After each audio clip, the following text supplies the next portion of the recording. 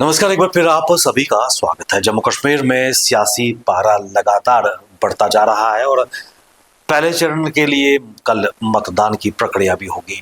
लेकिन अगर जम्मू की बात करें, जम्मू शहर की अगर बात करें, तो जो कॉन्स्टिट्यूंसी है उस पर लगातार जो उम्मीदवार हैं अपना कैंपेनिंग कर रहे हैं।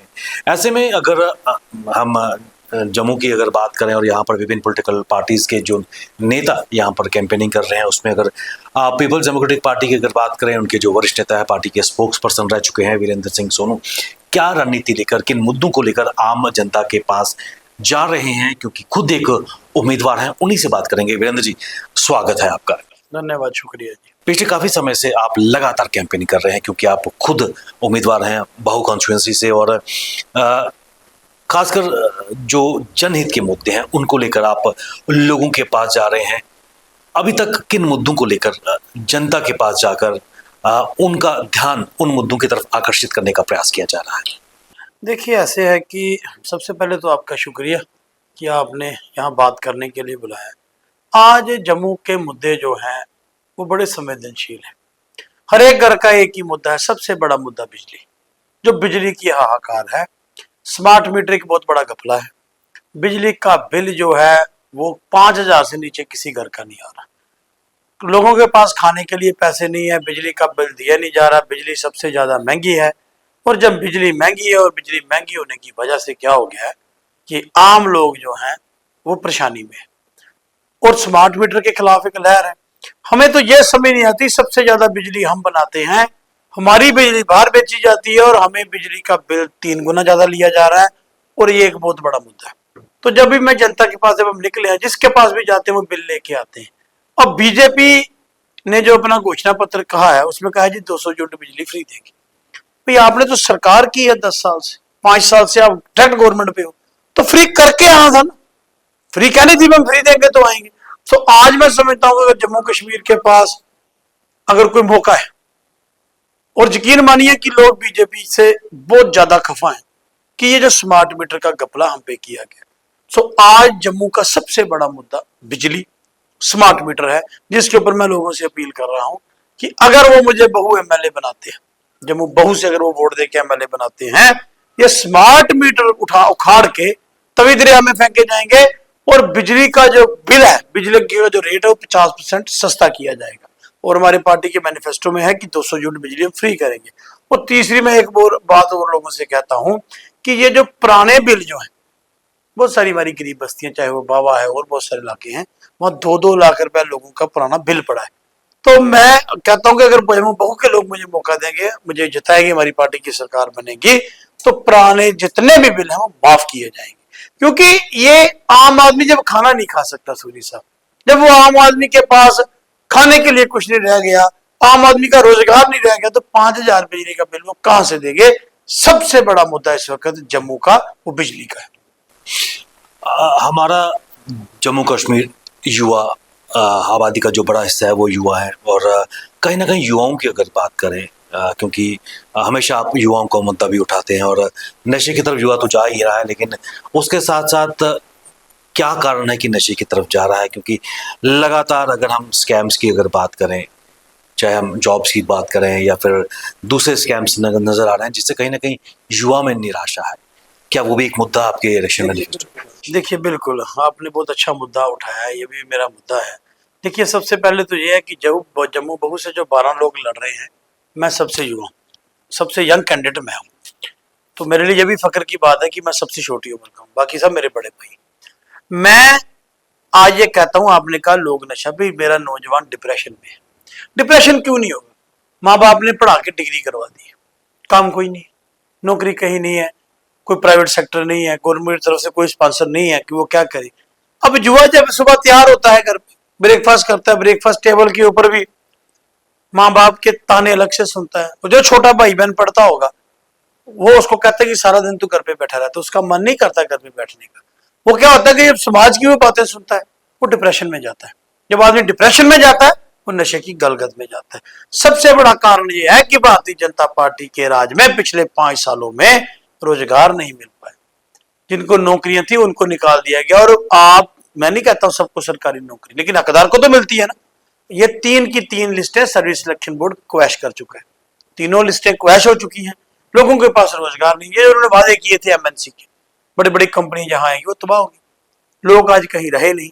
तो आज लोगों के, आज जो मेरा नौजवान है वो नशे में है। मैंने एक और वादा अपने लोगों के साथ किया, सबसे पहले तो नशे के कारोबार के ऊपर हम रोक लगाएंगे। जो नशे बेचता है, जो नशा करता है, या नशे के साथ, और मैं एक बात और कहना चाहता हूं, कुछ सरकारी तंत्र इसके साथ रला मिला हुआ है। मुझे कहने में कोई गुरेज नहीं, कोई शर्म नहीं, ना कोई डर है।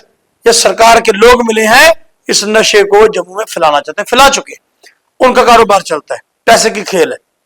मैं अगर एमएलए बना, सबसे पहले नशे पे रोकथाम की जाएगी। लेकिन रोक तो लेंगे, लेकिन जो नशे पे लग चुके उनके लिए क्या है? मेरा एक ये पॉलिसी प्रोग्राम है कि 100 बेड का रीएडिक्शन सेंटर जो है वो बहू में खोला जाएगा। हम बात तो करते हैं नशे की, नशा छुड़ाने के लिए सरकार ने क्या किया? देखिए, अगर मान लीजिए मैं हूं, मुझे किसी चीज की आदत पड़ गई है, मैं नशे पे लग गया हूं, मैं मार से थोड़ी छोड़ूंगा, पुलिस थोड़ी छुड़ा सकती, मुझे अंदर करेंगे तब तो नहीं छूटेगा। छूटने के लिए एक तरीकाकार है, उस तरीके के ऊपर सरकार सोई हुई है। तो युवाओं को नशे से, गलगत से बाहर निकालने के लिए एक डी एडिक्शन सेंटर जो है वो जम्मू में बनाया जाएगा, क्योंकि ये लोग उसके ऊपर, खासतौर बहू कंस्टिट्यूंसी में। और एक बात और है, शहर का सबसे बड़ा हिस्सा जम्मू बहू कंस्टिट्यूंसी है, लेकिन दुख की बात यह है कि नौजवानों के लिए खेलने के लिए कोई स्टेडियम नहीं। मैं बड़े बड़ी बातें नहीं करता, मैं बड़े बड़े मुद्दे नहीं करता, हम ये कर देंगे, हम वो कर देंगे, जैसे बाकी लोग कर रहे हैं। अगर मुझे एमएलए बनने का मौका मेरा नौजवान यहां से देगा, अगर मैं एमएलए बना, मैं नौजवान भाइयों से अपील करता हूं कि जम्मू बहू में एक स्टेडियम बनाया जाएगा। उस स्टेडियम में स्पोर्ट्स एक्टिविटी और युवाओं को नशे से दूर करके खेल के साथ जोड़ा जाएगा। ये मेरा एम है, क्योंकि मैं ये समझता हूं कि मैं खुद इस पीड़ा से निकला, युवाओं की। मुझे मालूम है कि आज एक नौजवान की क्या परेशानी है। सूरी साहब, आज 3000 से नीचे अच्छा कोई जूता नहीं आता, और 3000 रुपया बेरोजगार नौजवान के लिए नहीं है। आज हर एक चीज की महंगाई है। सो मेरे से ज्यादा नौजवानों की कोई बात नहीं सुन सकता, क्योंकि मेरे जो 2 कंटेस्टेंट मेन पार्टियों के, वो मेरे से 10-10 साल उम्र में बड़े होंगे। वो युवाओं का अपना वो टाइम निकाल चुके हैं। जो उनके टाइम में परेशानी थी युवाओं को, हो सकता है उनके टाइम में उनको ज्यादा पता हो, लेकिन आज बात युवाओं की खोखले नारों से कुछ नहीं होगा। ये जो बात करते हैं, राष्ट्रवाद की बात करते हैं, जो नकली राष्ट्रवादी आजकल राष्ट्रवाद की बात करते हैं, ठीक है, हम सब भारतीय हैं, हम सब राष्ट्रवादी हैं, लेकिन जब तक पेट न पहिया रोटियां सबे गलना खोटियां। जब पेट में खाने के लिए कुछ नहीं है, उसके लिए हमें सोचना पड़ेगा। ये बड़े बातों से नहीं होगा। गली नाली कोई भी बनाएगा, डेवलपमेंट कोई भी करेगा, कोई भी आएगा और सड़क नाली बनाएगा, लेकिन इन 3 अहम मुद्दों पर मैं चुनाव लड़ रहा हूं। मेरा चौथा एक अहम मुद्दा है, ये जो हमारा गवर्नमेंट मेडिकल कॉलेज बख्शीनगर में है, उसकी तर्ज पर गांधीनगर हॉस्पिटल की बिल्डिंग बनी हुई है, हम उसको अपग्रेड करेंगे कि हमारे लोगों को बख्शीनगर नहीं जाना पड़े। ट्रॉमा सेंटर यहाँ बनेगा, एक्सीडेंट्स का इलाज यहाँ होगा, क्योंकि आज तक तो यहाँ यही है ना कि जो भी पेशेंट है उसको रेफर करो मेडिकल कॉलेज में, उनका इलाज यहाँ होगा, वहां पर लोड कम होगा, और मेरे इस आम आदमी को, मेरे इस आम शहरी को, यहाँ के रहने वाले को एक सहूलत मिलेगी। ये 4 चीजें हैं अहम, जिनका जो मैं मैनिफेस्टो लेके लोगों के पास जा रहा हूँ। इनके अलावा जम्मू शहर की अगर बात करें, और खासकर आपकी जो कॉन्स्टिट्यूंसी ओवरऑल जम्मू शहर की अगर बात करें, ये मुद्दा हर कॉन्स्टिट्यूंसी में इस वक्त नजर आ रहा है, जो ड्रेनेज सिस्टम है। बरसात होती है तो दिक्कतें, लो लाइंग एरियाज और मकानों में, रेजिडेंशियल एरियाज में पानी भर जाता है। क्या ये भी एक चुनावी मुद्दा है? इंफ्रास्ट्रक्चर की अगर बात करें, देखिए ऐसे है, जम्मू शहर में इससे पहले भी बारिशें होती थी, पानी घरों में नहीं जाता था। जब से ये स्मार्ट सिटी बनी है, पानी नालों में कम है, लोगों के घरों में ज्यादा है। उसकी वजह यह है कि स्मार्ट सिटी का ठेका प्राइवेट कंपनी को दिया गया। उनका इंजीनियरिंग विंग बाहर से आया, जो जम्मू म्युनिसिपल कॉर्पोरेशन, जो हमारे अपने इंजीनियर थे, उनको एक साइड पे बैठा दिया गया। वो बाहर से आया, उनको 50% पैसे एडवांस दे दिए गए। वो ड्रेनेज सिस्टम जो बनाया गया, अंडरग्राउंड ड्रेनेज सिस्टम, वो फेलियर हो गया। वो इसकी, मैं कहता हूं कि उसकी जादू नपाई नहीं कर, उसमें क्या परेशानी रही कि वो पानी उसमें गया ही नहीं, ड्रेनेज सिस्टम फेल हो गया। उसमें जब ढक लगा तो पानी लोगों के घर में चला गया। आज तो इसकी इंक्वायरी होनी चाहिए कि कौन सी कंपनी आई जिसने इसमें ये काम किया। स्मार्ट सिटी सबसे बड़ा घोटाला है, घपला है।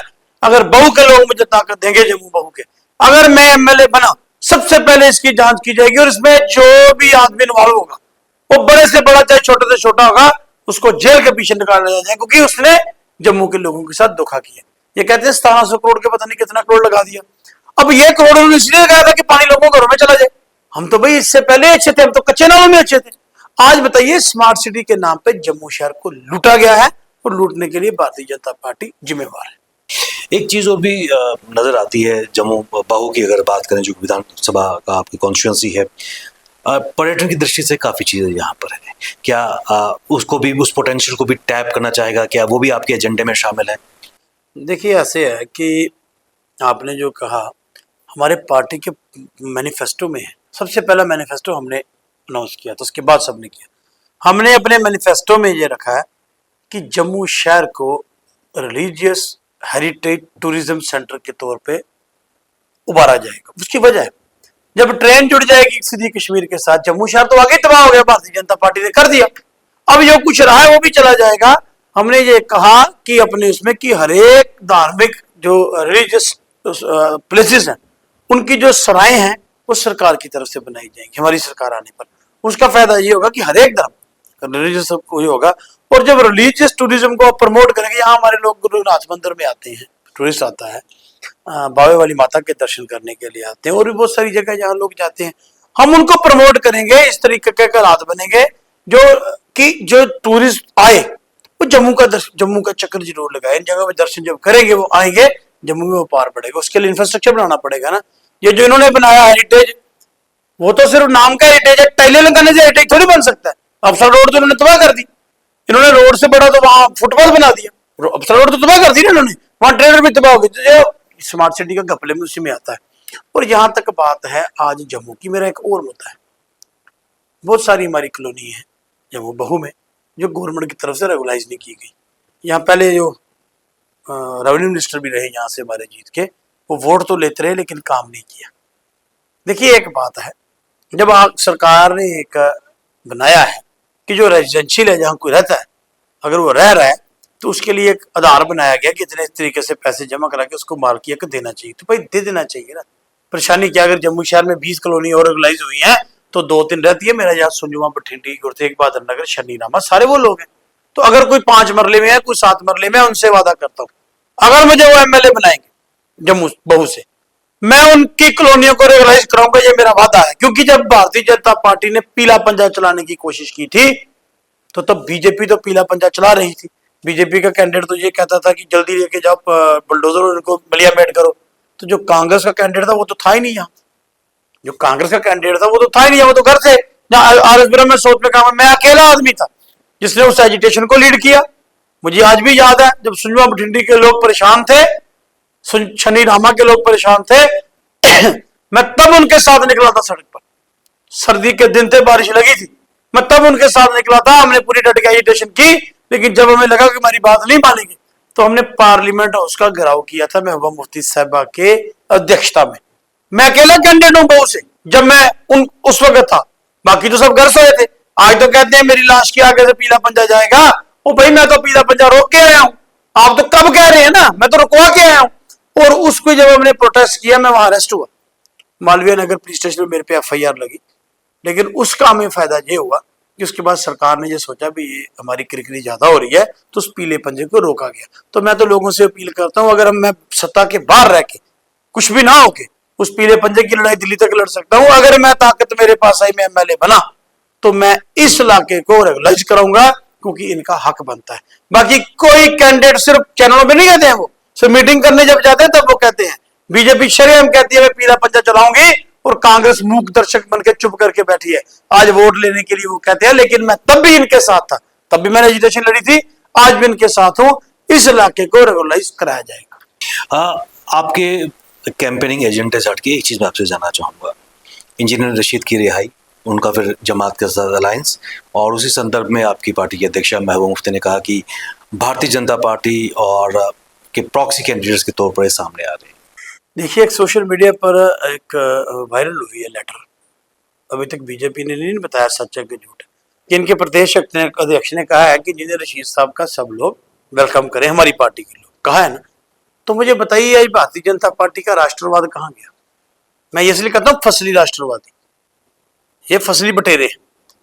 उस इंजीनियर रशीद को जिन्होंने किस किस केस में अरेस्ट करके रखा था और क्या क्या कुछ उसके लिए कहते थे, आज उनको लाया। आज जिस तरीके से कर रहे हैं, कल तक तो कहते थे जमात इस्लामी पर बैन रहेगा, कहते थे ना, आज उन्हीं से बात कर रहे हैं। तो आज तो जनता समझ चुकी भी कौन कहाँ है और कौन किसके साथ है और कौन किसके पीछे कौन है। आज एक बड़ी बात क्लियर है।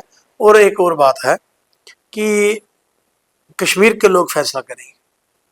उन्होंने पहले भी किया था, वो आज भी करेंगे, क्योंकि जो बीजेपी के एजेंट थे, पिछली बार बीजेपी के हमसाया थे, उनकी तो जमानतें जब्त होगी, आपके सामने थे ना। वो चाहे दलताब बुखारी साहब थे, चाहे कोई दूसरे, तो उनकी तो जमानतें आपके सामने जब्त होगी। तो आज ये मैं जी समझता हूँ कि जम्मू कश्मीर के लोग ये समझ चुके हैं कि बीजेपी, मैं बीजेपी से पूछना चाहता हूँ, ये कहती है हमने दिल जीत लिया, हमने कश्मीर का सब कुछ जीत लिया, तो क्यों नहीं लड़ते हो चुनाव? वहां 3-4 कैंडिडेट मैंने सुना उन्होंने दिए हैं, 6-7, बाकी सब बाकी लोगों के। अगर वाकई आप सबसे बड़ी पार्टी हो तो अपने कमल के फूल के सिंबल पे चुनाव लड़ो ना। वो नहीं लड़ रहे, प्रॉक्सी कैंडिडेट लेके आ रहे हैं, लेकिन कश्मीर के लोग समझ चुके हैं और उसको भी मुंह तोड़ जवाब देंगे। चलते चलते सोनू जी, एक चीज जानना चाहूंगा, कितना प्यार, कितना समर्थन आपको बहू के लोगों के द्वारा मिल रहा है? देखिए, ऐसे है कि जितना प्यार और समर्थन मुझे वो दे रहे हैं, शायद मैं इस लायक नहीं। मेरा दिल कहता है कि जिस तरीके से मुझे प्यार मिल रहा है, मैं आज भी कहता हूँ, जब मैं फॉर्म फिलअप करने के लिए गया तो एक मेरी छोटी बहन थी, उसने 2 साल का बच्चा उठाया था, मैं नहीं जानता वो कौन, तो वो भी आई रैली में। मैं जब फॉर्म फिल करके चला गया, वहाँ टाइम लग गया, वापस जब आया गर्मी बहुत थी, तो बाकी सब लोग गाड़ियों में बैठे थे, तो वो अपना बच्चा लेके पेड़ की छांव पर बैठे थे। तो मैंने जब जाके देखा तो मैंने उससे पूछा, मैं क्या मेरी बहन मुझे जानते हो? कहती हाँ। मैं क्या मैं आपको नहीं जानता? कहती मैं आपको जानती हूँ, आप हमारी बात जो है वो चैनलों पर बुलंद करते हो, आप हमारी आवाज करते हो, तो मैं इसलिए आपका फॉर्म भरने के लिए आई हूँ। तो मैंने उस वक्त सोचा भी भाई वाकया अगर मैंने कोई जिंदगी में कमाई की है तो ये लोग हैं। तो मैं समझता, मैं आपको प्यार की, मैं केस बता रहा हूँ, तो मेरी आंखों में पानी आया। तो मैंने उस अपनी छोटी बहन से कहा कि भाई बच्चा लेके क्यों आई इतनी गर्मी में?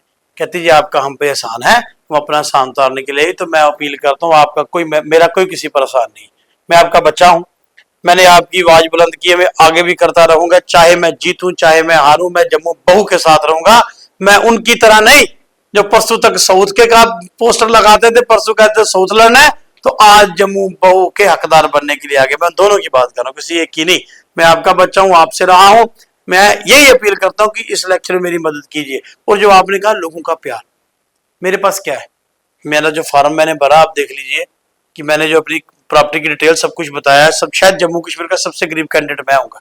लेकिन जिस तरीके से प्यार, जिस तरीके से लोग मेरी कंपेन चला रहे हैं, मैं कल बावे में गया था, तो वहां मैं डोर टू डोर कंपेन कर रहा था, तो मैं 1-1.5 घंटे का प्रोग्राम ले गया, मुझे 4 घंटे लगे वहां।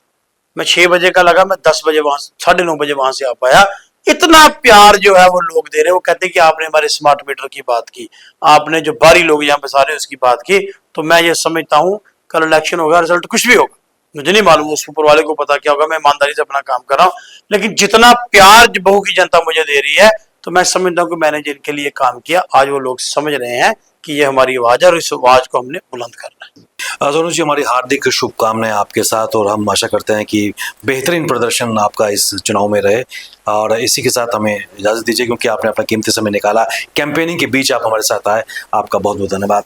ये हैं पीपल्स डेमोक्रेटिक पार्टी के वरिष्ठ नेता और जम्मू बाहू से पीडीपी के कैंडिडेट वीरेंद्र सिंह सोनू जी, जिन्होंने अपनी कैंपेनिंग और मुद्दों पर प्रकाश डाला। आज के इस अंक में बस इतना ही, इजाज़त दीजिए, नमस्कार।